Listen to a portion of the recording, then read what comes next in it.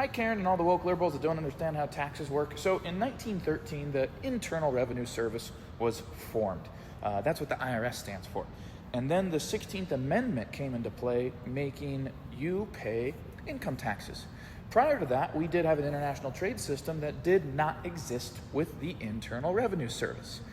There's many taxes that you pay. You pay sales tax, you pay excise and use tax, you pay income taxes, you pay capital gains taxes, you pay all these different taxes. In Idaho, they created what's called the STAR card. It's this cute little star you get on your ID that says you cannot fly anywhere unless you have a passport. A lot of people don't have passports. Or you get this STAR card.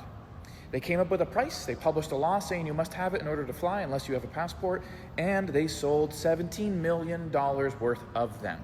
Tax. Okay? These things are not necessary. So here's what ends up happening. So Karen, I know you love Chinese slave labor, and I know you love attending all these little protests with your signs that don't make sense, that just say we want peace and stuff like that. Well, here's what happens is the price of goods goes up because all these factories that produce goods overseas, American companies that produce goods and sell them to you that are produced overseas, go, oh, you know what? We have to increase the cost because we're paying taxes here, importing this stuff, and now we have to employ actual Americans. So what does that mean? Karen, they got to pay you more. They got to pay you more, Karen. Karen, you're going to get to make more money, all right? And so now those goods, that was the first thing to hit. The price of goods went up. Now employment comes back in the United States. Now they got to pay you more.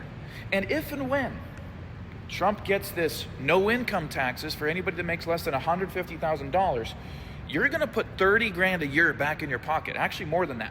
$30,000 a year back in your pocket. And you will have the biggest opportunity that you have ever had in the history of America.